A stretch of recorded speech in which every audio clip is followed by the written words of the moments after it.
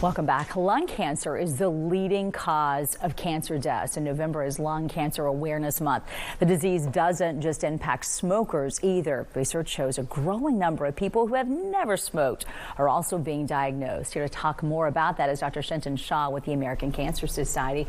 Welcome, and thank you for being here. Thank you for having me. I feel like screening for lung cancer just isn't on a lot of to-do lists, right? But how important is it for people to get screened even if they have never smoked?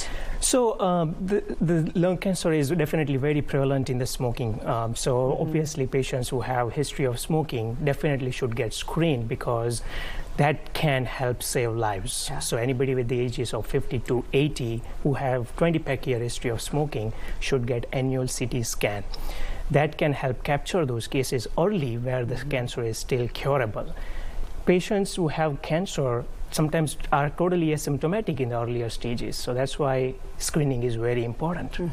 And then will the insurance pay for that if you're not a smoker? I feel like that might get to, they may say, yes. Wait a second, I don't know if you need to be screened. Right. So without the smoking, so the CT scan screening is targeted towards only those highest risk population because that's where we justify the risk of the CT scan and the radiation exposure.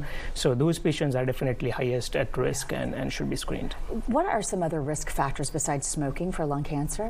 That's an excellent question. So obviously we all know those patients without smoking can also get the cancer, and those things include radon, asbestos exposure, some occupational exposure to various other carcinogens, and also some genetic risk factors are there too. New information just came out 2 hours ago. Tell us about that. That is very exciting. So American Cancer Society just released some important data showing that the risk of, smoking rates have significantly declined over the last few years from 42% in 1965 down to about 11%. That's excellent.